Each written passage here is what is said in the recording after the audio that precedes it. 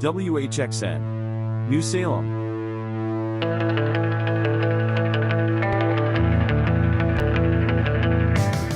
It's after midnight on Channel 37's Midnight Movie Show. No look at the entertainment industry has ever been more immolated in a firestorm of glamour than mail-order murder, the story of W.A.V.E. Productions. Hello and welcome to Channel 37's Midnight Movie Show. I am Dan and with me are Dave. Hello. And Will. I'm really good at quicksand. I've heard that about you. It is the start of a new season. We're doing something a little different for season 4. We are going to be doing a run of After Midnights for a number of reasons, one of which being is that they're just something we don't get to do very often, is explore a side of the cinematic universe that does not always lend itself to our format. And as it turns out, today we watched a documentary about just absolute sheer insanity called Mail Order Murder, the Story of W.A.V.E. Productions. I don't know how to describe it because it's hard to describe. I didn't know what I was watching. There's a photo of Gary Whitson with his camcorder, and there's a woman chained to a plank with a mummy hovering over her. And that just makes your mind go crazy because you want to see that. Popped it in, and it was like, a woman being dragged through a hallway, and it's just very strange stuff.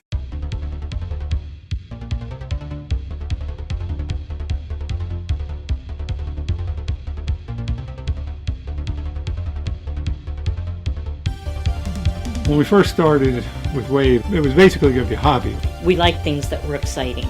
Chick flicks, out. I would go in and I go, what's my makeup budget for this movie, Gary? And he goes, $75.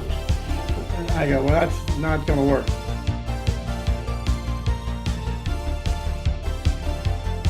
I think they need to, basically get a camera and just start shooting and have fun with it. He wanted it to be a success. He came up with the idea of, let's see if there are people who want specific films made specific ways. Since a picture is worth 1,000 words, why don't you just sit back and watch these clips from custom films we have made in the past?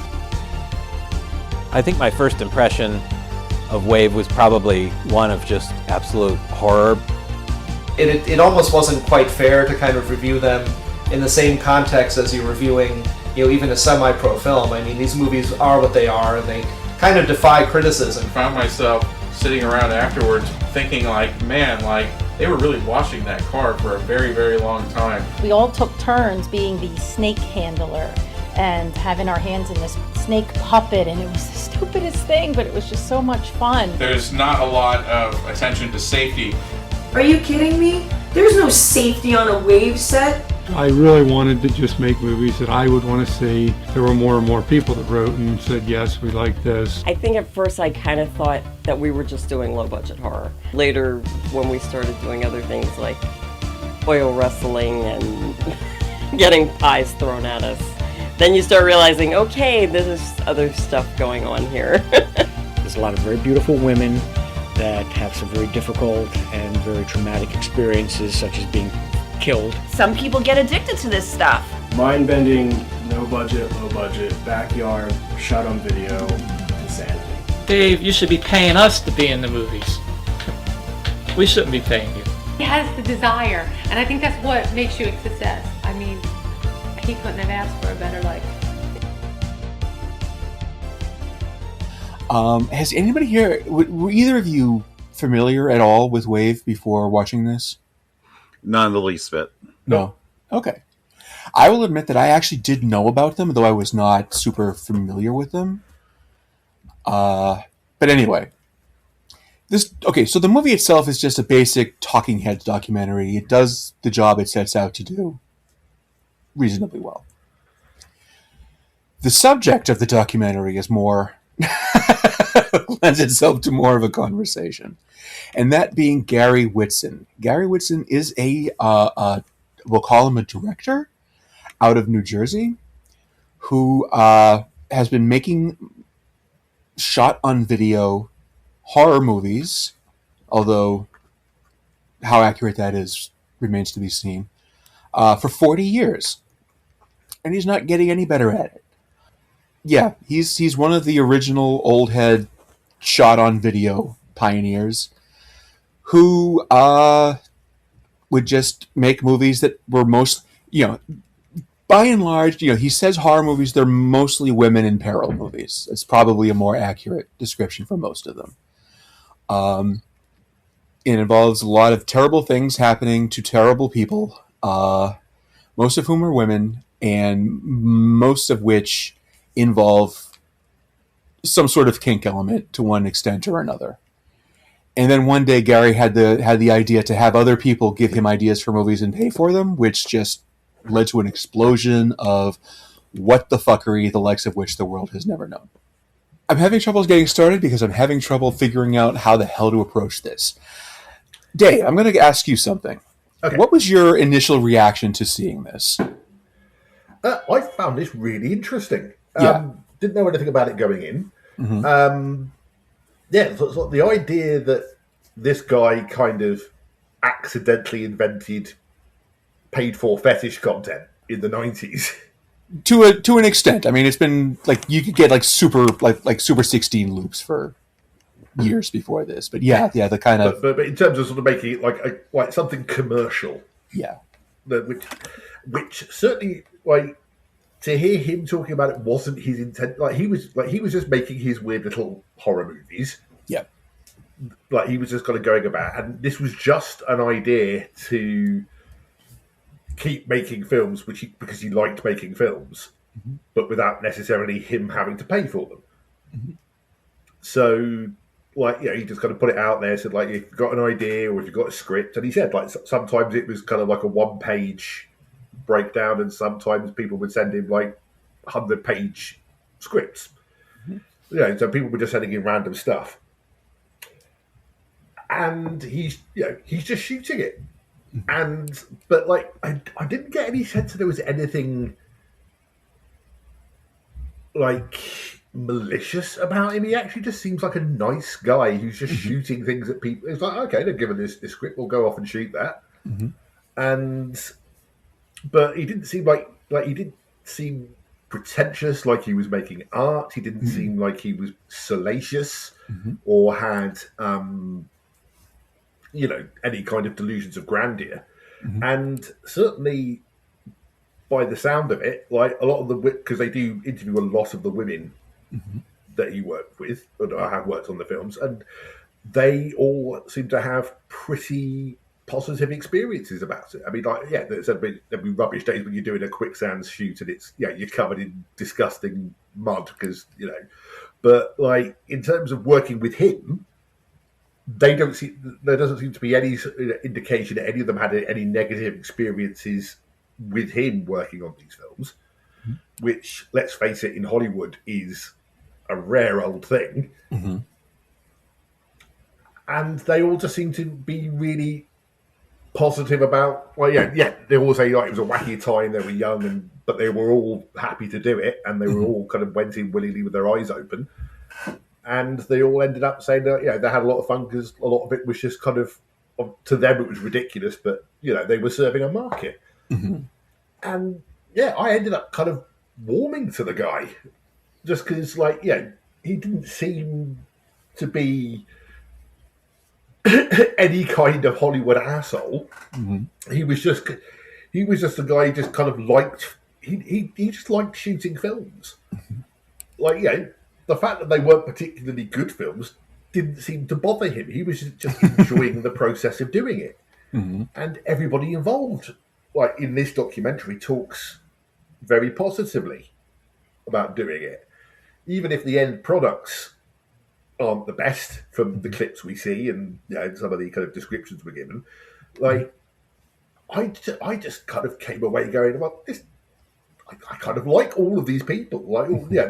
Everyone that they talked to that was involved in them just seems like a nice, interesting, lovely person who just happened to be making some very niche content. But they were all fine with it. So it was just kind of it was strangely heartwarming. And the fact that he's still going. Yeah, he made a movie as recently as last year. He has a movie on the IMDb starring many of the people we saw in this movie. Thank you. Dave, how about yourself, Will? I saw a little bit of what you had on Blue Sky. Yeah, I mean, so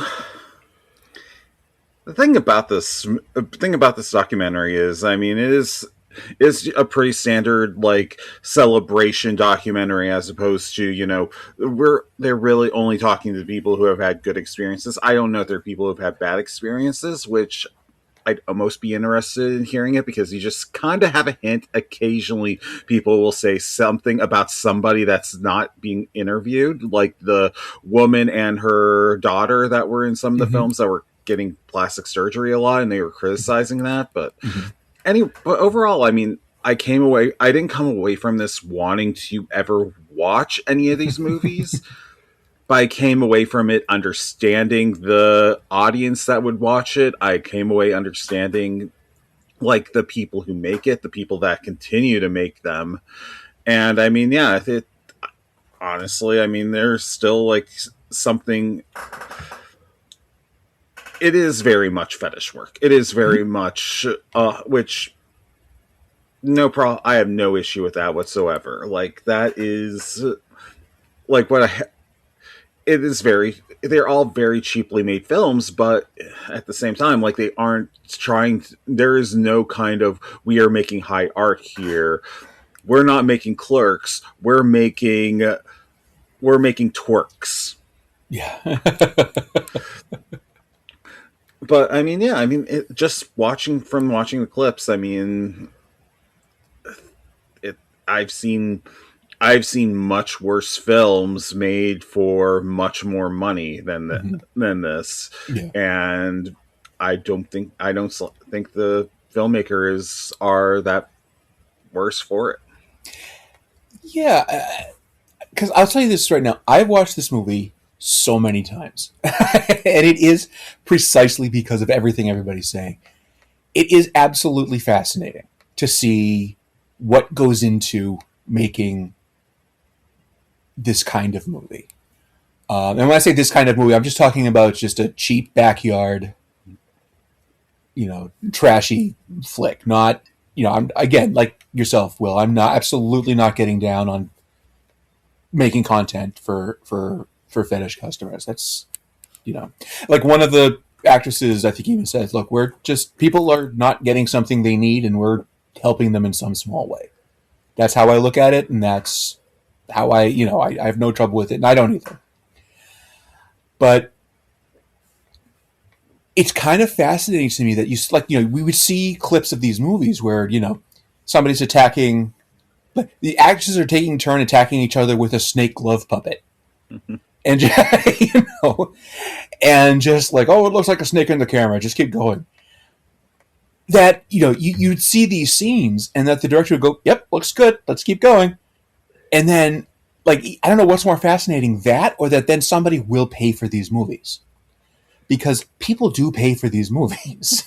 You know? Like, and not just the people that are commissioning them. Like, once he makes these movies, they're on his site and you can buy it if you want it. And lots of people do, because it keeps his mortgage paid. So I can't fault that. People are making a movie through an AI generator, for starters. There are actual people involved in the making of these. Mm-hmm. Yeah. There's a sort of almost wholesome sincerity about it, which is, what I think kind of stops it from tipping over into being salacious. Mm-hmm. Like, Gary just wants to point a camera at things and film them. Mm-hmm.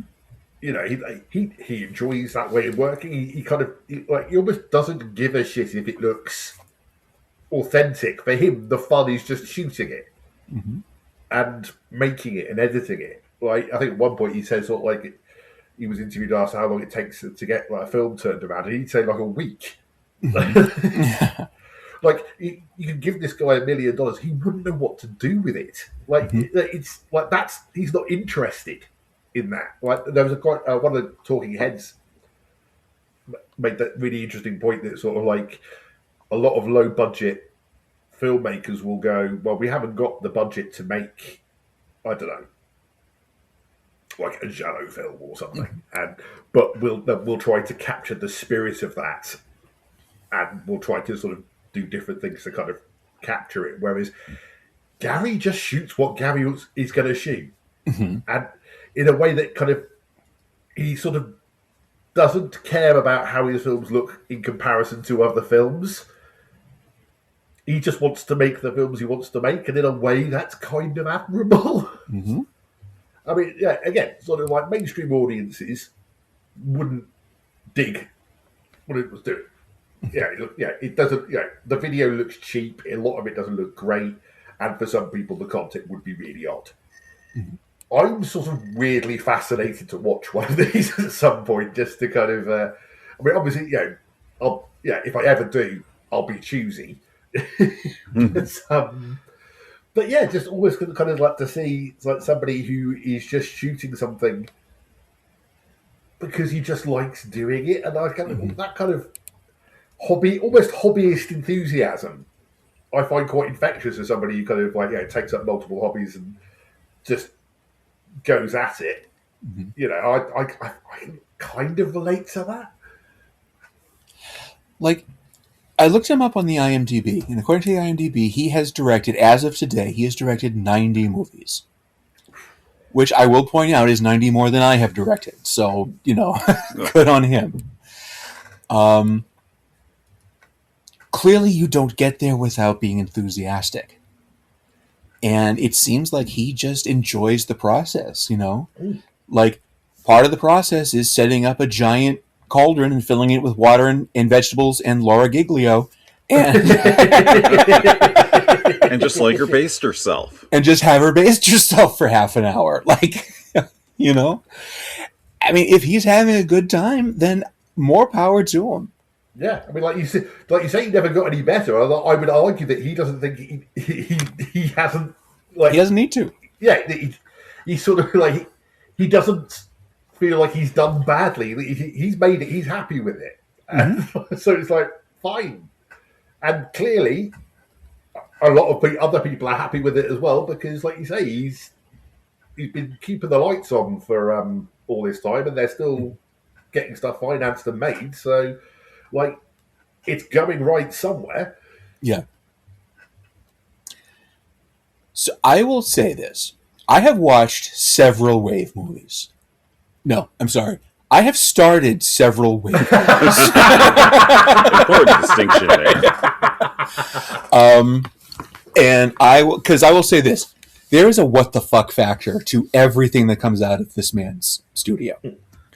But there's also a point where this is awful overwhelms the what the fuck factor. And it's just a matter of how far into the movie do you get before that happens. Yeah, they're almost better off consumed in stints. Yeah, exactly. In bite size. Saturn's Core, which is the company that made this, Ross Snyder's company. Ross Snyder is one of the directors, and he has a company called Saturn's Core that releases old direct-to-video films onto Blu-ray. Right. And a lot of that has been W.A.V.E. And I do have quite a few of them because not only do they have the movie, but they'll have things like the commentary throughout the movie, where he's interviewing Gary or whoever else was there. And it's just like, while you're watching the movie, you get to hear, "What the fuck, Gary?" What was this? And Gary will tell you what this was, And it's super, super interesting. Much more interesting than anything that's happening on screen. Like, I will confirm to you that Sorority Slaughter sure washes the everlasting fuck out of that car for 30 minutes. Like, I don't know what possesses you to have a car washing scene that lasts anything like that long in a movie. But that car certainly gets very, very clean. I mean, there are some people who find that deeply satisfying. I watch those rug cleaning videos on Instagram where you see like an absolutely mud-covered carpet, and it's like, and just the process of it going from that to very clean, I find weirdly restful. So it's almost ASMR to a So an extent. In a way, I can understand if the car starts out really dirty and ends up really clean over the course of half an hour. Mm-hmm. I can kind of see. I mean, I wouldn't necessarily seek it out as a piece of entertainment, but at the same time, I wouldn't necessarily object to it. Listen, people need some really weird ways to fall asleep, and if car washing videos is how you sleep at night, then go for it. Yeah. One takeaway I definitely had from this film is that like Tina Krause is amazing. Yes. Oh, yeah. And if she asked me to help her invade Europe, I would. Yeah. Tina Krause, and I think that actually gets into a point that I wanted to make, is that Gary has actually discovered, if you are a fan of a certain kind of movie, like the micro budget scene, he has actually discovered quite a few people that have gone on to have careers. Tina Krause has made literally hundreds of movies. And some of those are prestige television series that air on HBO. And some of them are movies that air on Showtime after 11 p.m. But she has had an extremely long career. And she's really, really good at whatever she does. And she's been doing it since she was like 20 years old. And she's in her 50s now and still making these movies. I saw her in a movie that came out last year called Side Effects May Vary, where she was, and she is still, and again, not to, say this in a terrible way, but she still looks really good in her 50s. She still, takes her top off and does the things she's hired to do. But she's in demand, and she's in demand for a reason. And she did some shorts with Red Letter Media guys before they were doing the movie review thing. When they were making their own films, she was in a bunch of their films. I don't think she's ever said no to a project. And sometimes that leads to some really interesting stuff. And a lot of times it leads to, some really sleazy crap. But, that's... Yeah. It's like she's just got so much charisma, and she's funny. She's very clearly smart and knows her audience and knows the niche. Mm-hmm. And if she showed up at my front door, gave me a sword, and told me to go capture that hill over there, I absolutely would. Mm-hmm. Yeah, it's funny too, because of all the people that they interviewed, she's the one who is most likely to tell you, "Yeah, these movies are shit. Yeah, these movies are garbage."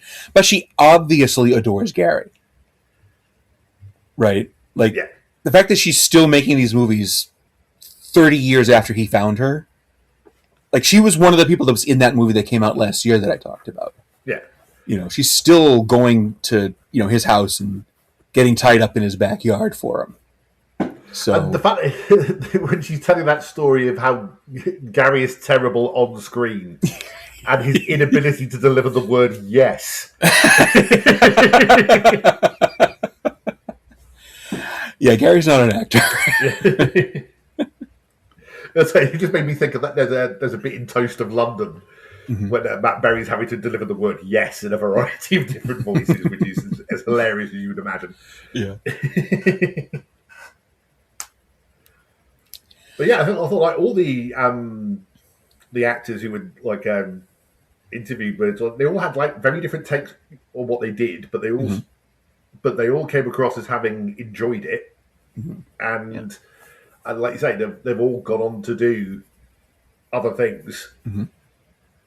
It was like Daddy, is it Daddy B? Debbie D. Debbie D. Like honestly, I the most embarrassing thing I felt for her, like in all of that, was that bit when she was performing her song on some sort of afternoon chat show with two guys awkwardly dancing behind her. Yeah. Like, that felt more awkward than anything else I saw her doing in this. Yeah, that's like the song that they assign to you when you go on Star Search. Yeah. Like the one person I actually felt bad for in the entire one, well, the one person I felt bad for, and it wasn't even something that she did for WAVE, was the one actress who was talking about the film where she actually got hung. Mm-hmm. That was epic. Yeah, and I was like, what the fuck? Mm-hmm. And then, she'll happily put her hands up for the fact that she volunteered for it. Mm-hmm. She's like, that's not a thing you should be asking anyone to do. Yeah. Yeah, but you got to think somebody paid somebody a few $100s for that, and he wanted to see somebody get choked out for real, and she said, "All right," Well, but now got knows more that she'll than a few never. $100s for it. Yeah, but now knows she'll never do it again. Yeah, because she could have died very, very easily. Which leads right into Tina Krause, exclaiming, "There's no such thing as safety on a wave set." Like, he's not like, he'll put you in a harness, but he's still going to wrap your neck in a noose if that's what the client is asking for. When you would say that, like Gary, this is a real knife. Yeah, but just pretend. Yeah, but can we get a prop knife next time? Oh yeah, sure, yeah, okay, sure. But again, that's not coming from him. Certainly the vibe of that doesn't come across as him being mean. It's almost like he just kind of didn't think of it. Yeah, in a kind of more absent-minded way of just, I'm sure it'll be fine, rather than it being kind of like sort of aggressively douchey, Yeah, because there'd be some people who would insist on it for authenticity or something. Yeah, like there's no, like, considering some of the stuff that comes out of his studio, there's nothing sleazy about Gary. Yeah, it's almost like it's amazing to see how little edge there is to the man. What I love most is that part where Gary is talking about how no we're allowing people to live out their fantasies. It's not fetish work, and it immediately cuts to one of the actresses. It's fetish work. Yeah. Well, again, and it's important to remember that even before he started taking money to make customs, his movies were all women being bound and gagged and put in, quicksand. And, that was always a thing with Gary. They even showed a little clip of some of the comics he made before. Yeah. But and that's to be fair, that's what a lot of the kind of films he was looking to ape were doing. He was just kind of, because he was doing it for longer, if you like, while a more expensive, more punchy, tighter filmmaking setup would have a scene like that, but would know when to kind of stop it. Gary would just sort of keep going because he likes just filming stuff rather than he's not about high octane cutting between scenes. He just likes to point a camera on it and press record and just let things happen. Yeah, you don't get the impression that he's being salacious. Yeah. He's just filming the stuff he wants to film, and it just happens. This is just what it happens to be. Yeah. But you don't you don't get the impression that you would feel unsafe around him. Yeah. Which, mind you, I can't say that for some of the other filmmakers they interviewed in here. Definitely the guy who directed the was it Psycho Sisters? He definitely felt like the vibes were completely off. With him. When we were watching the movie, Wendy was like, "What's going on with this guy?" And she's like studying the screen while we're watching it. And she looks in the background and goes, "Oh my God, that's a John Wayne Gacy." Yep. He had original John Wayne Gacy painting in the background. Oh my God. Yeah. I was watching this with a friend, and he picked up on that immediately, and I just thought it was like a weird clown that kind of looked like something, and then and then he has multiple John Wayne Gacy exploitation films. Gacy exploitation, whatever. And when he started kind of reading out that essay, and he made me especially angry when he said, I think they called it the orgasm, the little deaf in Latin." And I'm going, "It's French, you idiot!" Yeah, see, for me, it was when he referred to when you someone who's strangling is grasping for the life-sustaining teat. That was. There's no way to say the word teat and not come across. There's something definitely wrong with it. But also, again, you kind of see him as doing his talking head, and it's clear that he lives very comfortably. He's, he's not making movies in his shed in his backyard. Like he's got some capital to work with. And what's really funny too is he made this Psycho Sisters. Like he actually got to direct his own custom. Yeah. That movie has been remade at least twice. Yep. By other people, which is astounding to me. That's another movie that at some point I have started and not gotten all the way through. Like the one that I was intrigued by was the Time Travelers, because literally the plot from Letterboxd is Christina Barnes, Tina Kraus, must travel back to the 1800s to stop a British agent, Debbie D, from providing a Sioux tribe with automatic rifles. While there, Christine finds herself captured and tortured by a crazy Indian named Little Fox, Dean Paul. Dean Paul, who is very much like a white surfer bro. Oh yeah. Yeah, they even had like little clips of just, again, very, very, very white people in like war bonnets, and which again is something that's been on movies since the dawn of time, and hopefully we know a little better now, but Gary not so much apparently. Yeah. But yeah, I agree with Will that sort of like Gary seems great. There were some other people who were interviewed in this. I was just kind of a bit like there were a couple of people who just sort of it felt like I don't know, felt a little they were being a bit condescending. Like they said they kind of loved it, but at the same time it's just almost kind of like, oh bless, they're trying, and it's just kind of like, well. They'd be talking about sort of they can't just deliver normal dialogue properly. Yeah. And it's just kind of like, well, you know, it would be weird if they did.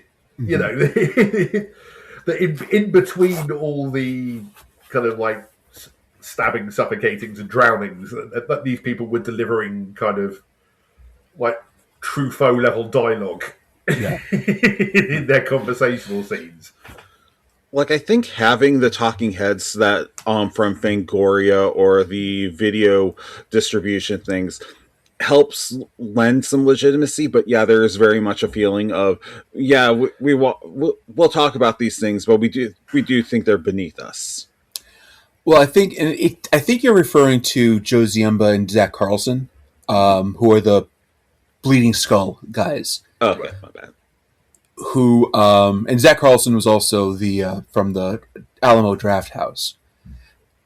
He's the guy that, like, every now and then, you know how every now and then, like, this horrible movie will just kind of come out of nowhere and sort of take the So Bad It's Good community by storm, like Miami Connection or Deadly Prey or things like that. He's usually the guy that discovers them. Right. And this is their whole thing. Like, they've been writing about So Bad It's Good movies, especially one shot on video, since like the 90s. This is kind of their thing, and they whatever notoriety WA.V.E.'s Productions has is down. A lot of that is down to these two. I'm not going to say championing them, because I don't think that's quite right, but they are fascinating, and they're not incorrect. Like, if you see some of the box art for some of these movies, it's like they look like somebody's last known Polaroid, some of them. But they do get your eye. They definitely do.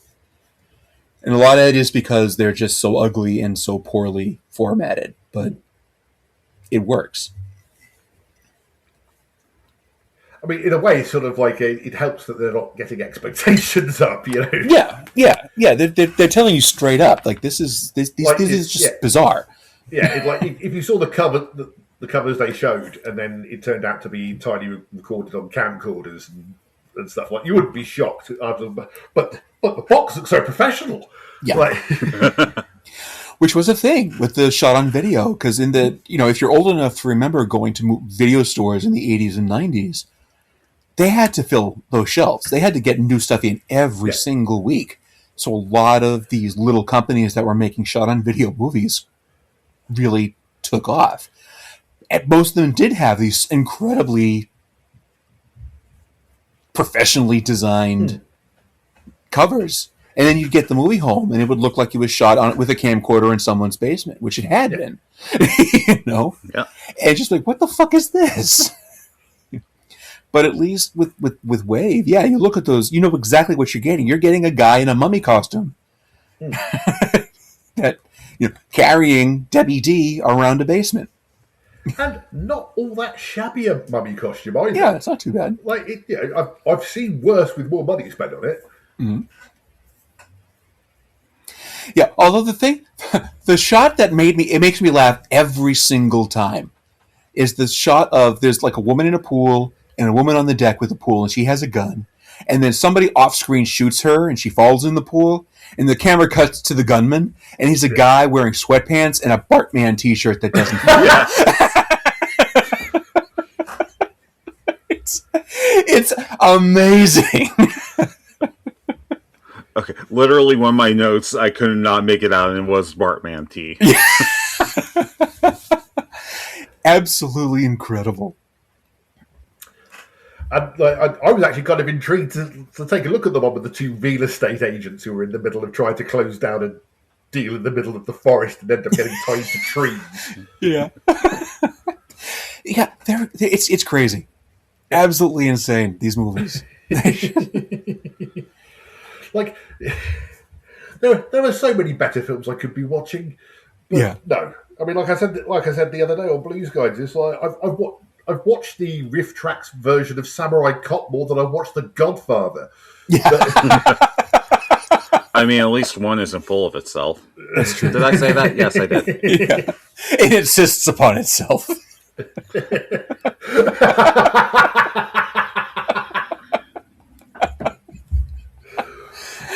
But yeah, and at the same time, like, I probably at some point when the thought occurs to me and I feel like I've got the time and I'm in the right mindset for it, probably will give one of these a look, just kind of like in a weird sort of morbid curiosity. Honestly, Dave, I could send you something because I have more on my shelf than I really should. But again, a lot of that is because the packages are so interesting because they've usually got what the hell was going on when you were making this more than the movie itself. You know?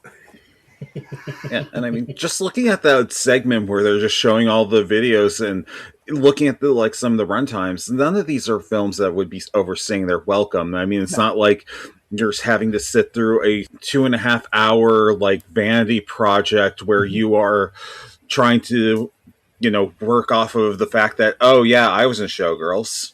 Yeah. Hell, I've watched fucking Blackbird. Michael Flatley's Bond film. I would take any of this Wave stuff over having to watch that again. Yeah. These are very much. Someone hands him an indoor hat.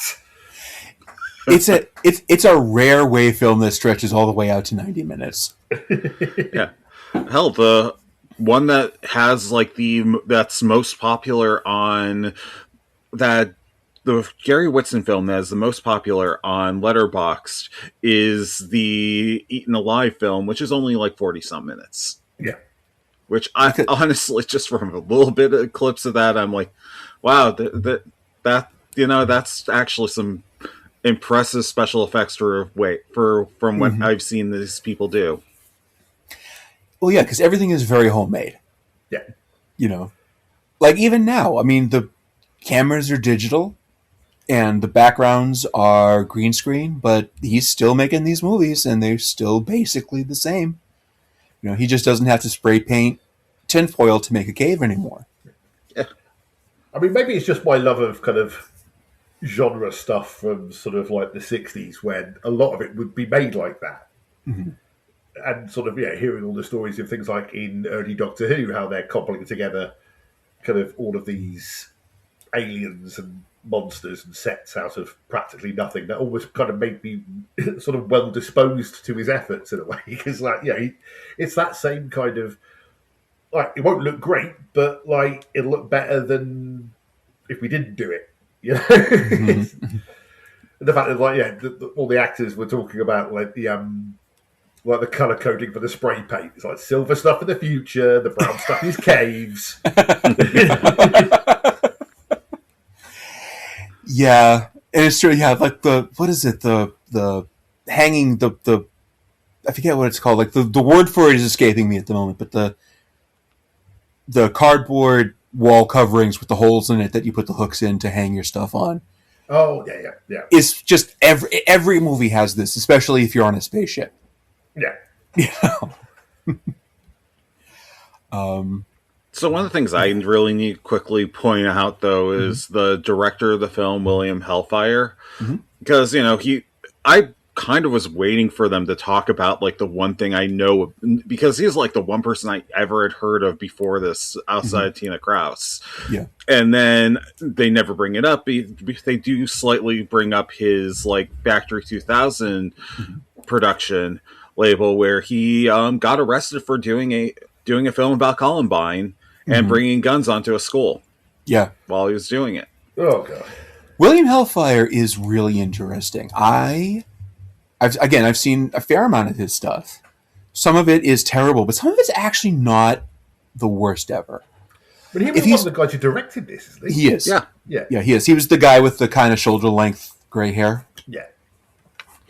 And he, Duck the Columbine, or whatever it was called. The Duck was the name of, like, Duck exclamation point was the name of the movie that was kind of taking off of Columbine. And he got arrested, but he like spent a couple of hours in jail and they let him out because, he was a kid. He was literally like 17 or 18 years old. Like if he's famous for anything, he's famous for he discovered Misty Monday, which again, if you like a certain kind of movie, she was very, very popular at that kind of thing. Although he made, and I admit this freely and fully, he made one of my all-time favorite bad movies, which was called Caress of the Vampire 2, Teenage Ghoul A Go-Go. I literally am looking at his Letterboxd director page right now, and I'm like, that looks like a movie. I'm going to tell you again, this is off topic. So the first Caress of the Vampire is exactly the movie you think it's going to be, based on that title. Not worth your time. This one, he was a kid. He was in a punk band. And he had been working for Gary, but he was starting to stretch out on his own. And somebody hired him to make, I think it was a foot fetish movie. So he said, all right. So he made a movie, and it's got as much of that content as he needed to put into it. But for the most part, this movie's him and the rest of his band and his friends goofing off in front of the camera for 75 minutes. And there's a real, hey gang, let's make a movie vibe to the whole thing. It's like he does it, it gets dismissed as trash. Tarantino does it, he's called a genius. Well, yeah, exactly. Like again, his band members are in it. Like the lead singer was a girl who didn't mind particularly taking her top off for a fetish movie. So there she is, and the rest of them are all in there. But mostly they're just goofing off and having fun and telling jokes and dancing in front of the camera. And it's absolute sheer nonsense, but it's nonsense that has a real, hey guys, come on, let's just do this afternoon. And like I'm not going to recommend it to anybody because I'm going to stress it's not a good movie, but it's probably one of my favorite bad movies for that reason. It's just got a lightness to it that's really fun. I just looked at the cast of this. It includes one of the actors is Austin Scarlett, who was on the first season of Project Runway. Yes. Wow. Yeah. Crazy world. Yeah. And he was apparently in 4 of this guy's films. Yeah.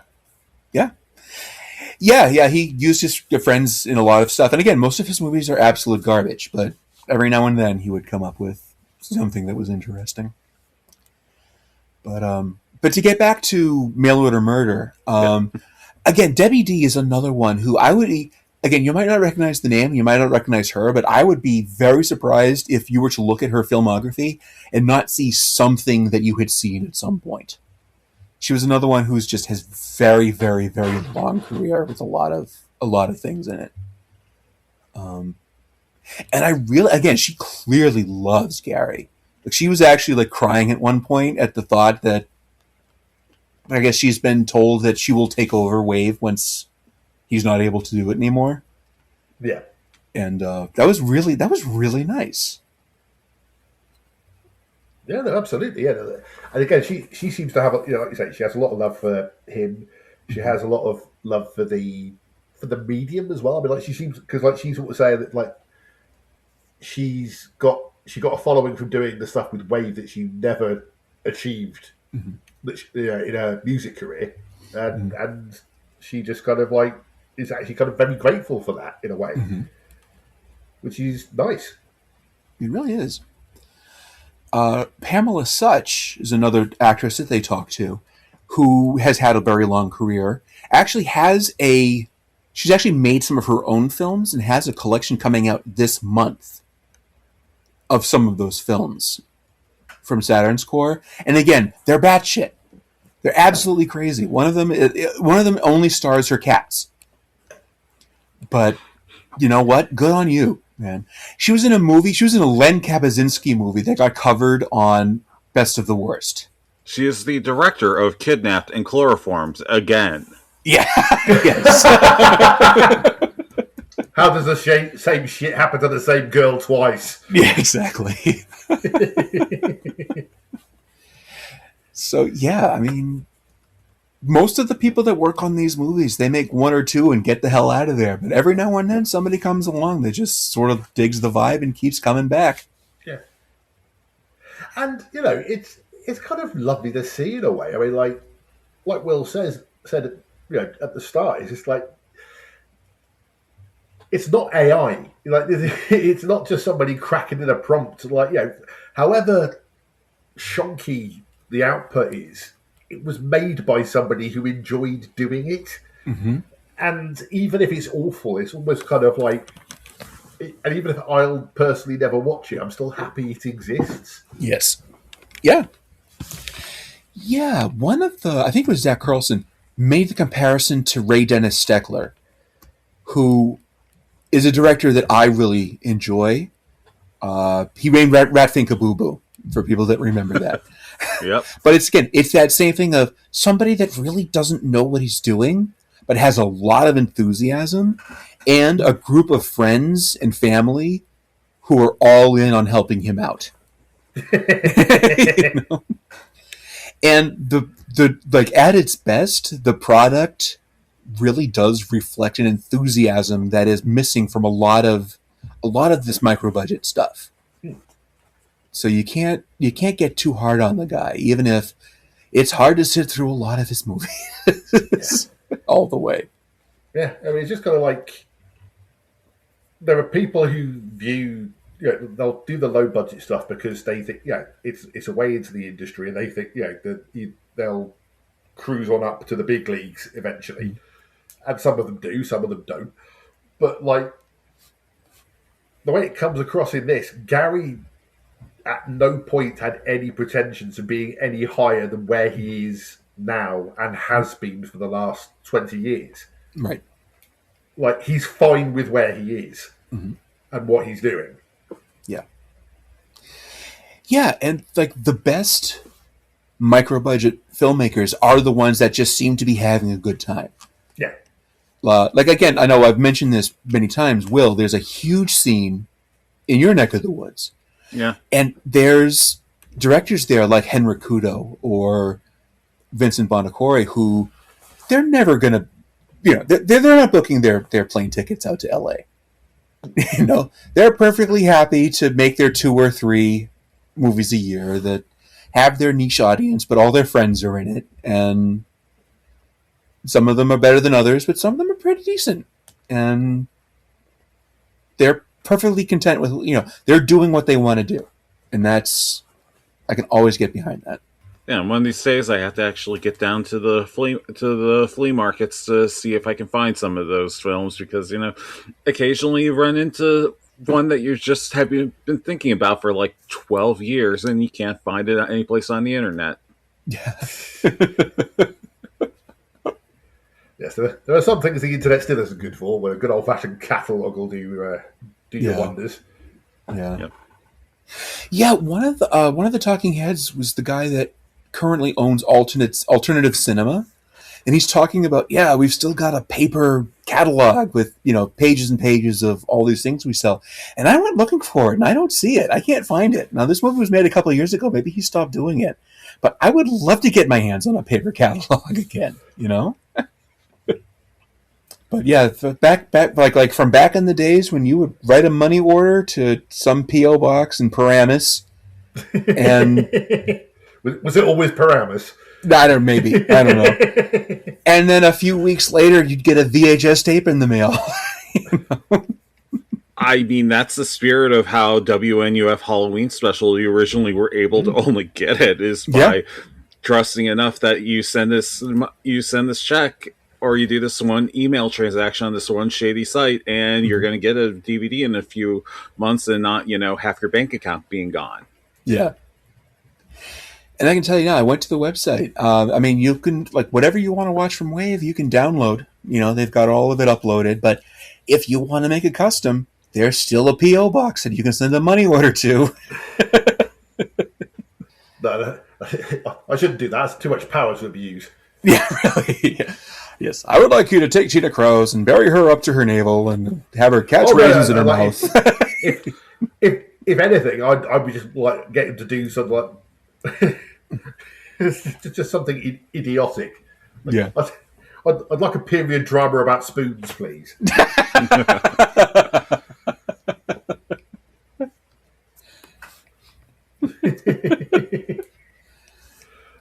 You know what I'm like? I'll just come up with something ridiculous.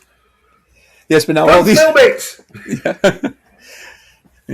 All these women kind of making a movie about spoons, thinking that there's this guy out in northern England who's going to get ready to just have an afternoon to himself watching the Spoons movie when his wife's not home. Gary, I want you to do educational films now.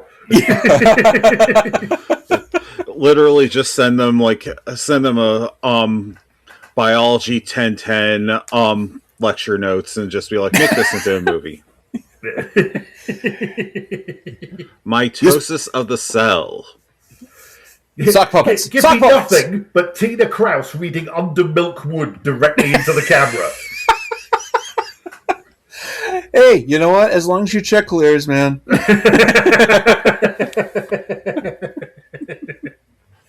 They will take care of you. But I also want you to call it Sorority Slam Dance Dungaroo. Well, yeah, because they have to be able to sell it afterwards.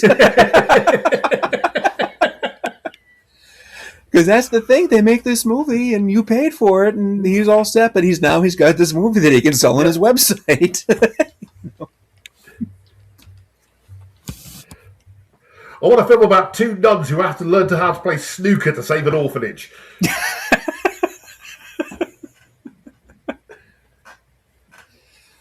Oh. Yes, one of them could be in a pot of boiling water if you like. Yeah, if that is your line in the sand, Gary, I'll accommodate it. But, I love that scene where the actress is saying that she was there to, she was meeting an actor and she couldn't get up to shake his hand because she was on the table covered in barbecue sauce and ketchup. Yeah. By the way, just by us watching this movie and her showing up in a couple of flashes of old con footage, I think our Linnea quickly count went up by 1.